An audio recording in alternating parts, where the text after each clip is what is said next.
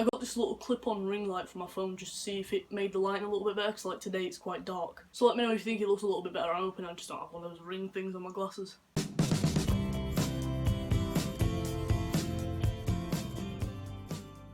Hey, so as you can see by the title, today we're going to be talking about differences between body dysphoria and body dysmorphia.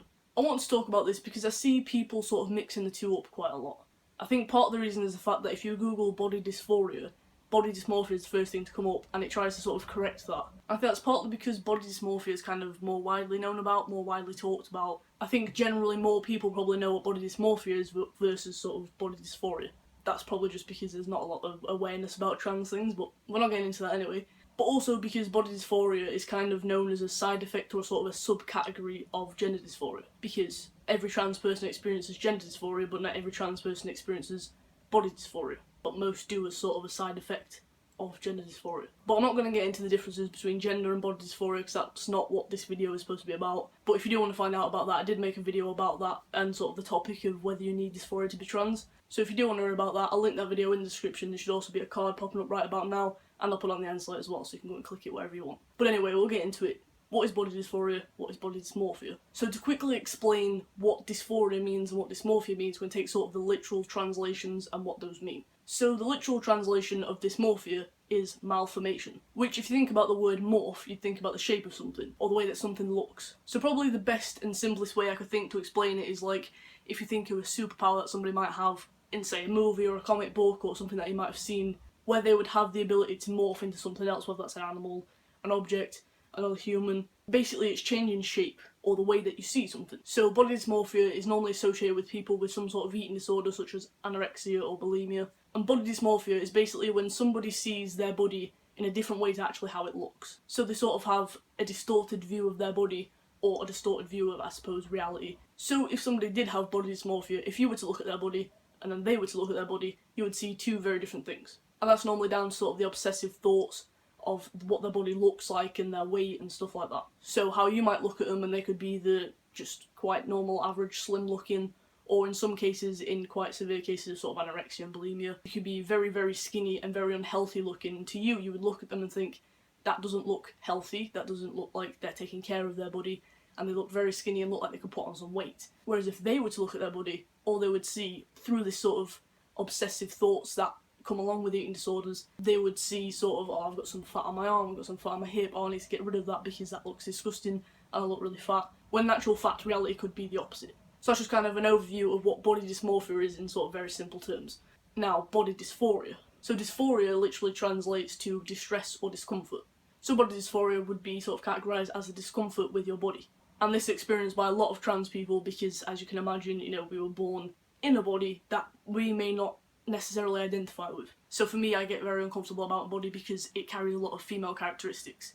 But I am male and I identify as male, so obviously I feel quite uncomfortable having these characteristics and possibly being perceived as female because of what my body looks like. But I think probably from that very simple definition and sort of meaning of each of those, you can kind of understand how they are very, very different. This is also put down a lot to the fact that it's just kind of, again, if you Google it, body dysphoria, body dysmorphia is like the first thing to come up, so a lot of people just think it's a spelling mistake, you might just change it, but then they might think that's what it is, and they might, I don't know, really. To me, I think, because I've heard about body dysmorphia before and I have a general idea of what it was, I have looked into it more just to check my facts and things before this, but I think because I had a sort of a vague understanding of it beforehand, I could very much see the difference. But so yeah, the difference basically between the two is that if a trans person has body dysphoria, they don't see a different thing to what you would see. So for example, if you were going to look at my body, you're not going to, but if you were, you would see the same thing as what I would see if I looked at my body.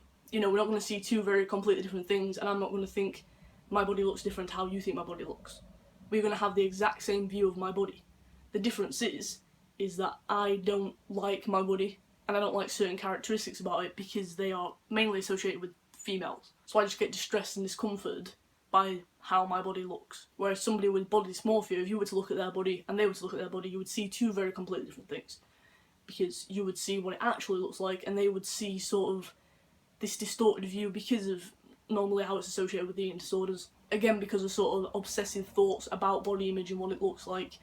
And I'm not going to go into all the reasons of why people feel that way because I don't personally have an eating disorder and I don't want to comment for other people. I know there's many different reasons why some people might experience eating disorders and why some people might have this sort of, I'm trying to think of another word from obsession, like I don't know if you could call it a compulsion, but some sort of idea in the head that kind of gets them fixated on this idea of what their body should look like, regardless of what it actually does look like. And that's why you see a lot of cases of people with eating disorders such as anorexia, bulimia, being very skinny to the point of where they're actually very physically ill because they don't have enough energy, they don't have enough substance, they don't have enough nutrients in the body, and they don't have enough body fat to be able to sort of function healthily. But regardless of that, because of this, you know, the disorder that they have, unfortunately, a lot of times they would still sort of obsess about it and still continue to try to lose weight and sort of not really be aware of how ill they actually are, because there's just all this going on up here about how they should look and this distorted view of what they actually do look like. I think this turned into sort of a definition of eating disorder video. It's not what it's meant to be, I just want to sort of explain a little bit further. But yeah, so I think it would be quite easy to see from sort of the simple explanations that I've given how it is different. Body dysmorphia is seeing your body in a way it doesn't actually look.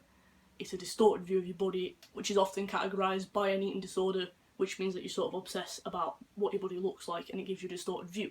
Whereas body dysphoria is just about seeing your body for how it is but being uncomfortable with it because it may not match your gender identity. And I can't really comment on cisgender people having body dysphoria, because I suppose dysphoria is just a discomfort or distress about something. So you could have dysphoria about anything, really. So I suppose cisgender people could have body dysphoria. I think it's very probable. I don't know exactly how that will work or how that would affect people differently, because I only experience it from my end, which is how most trans people would experience it.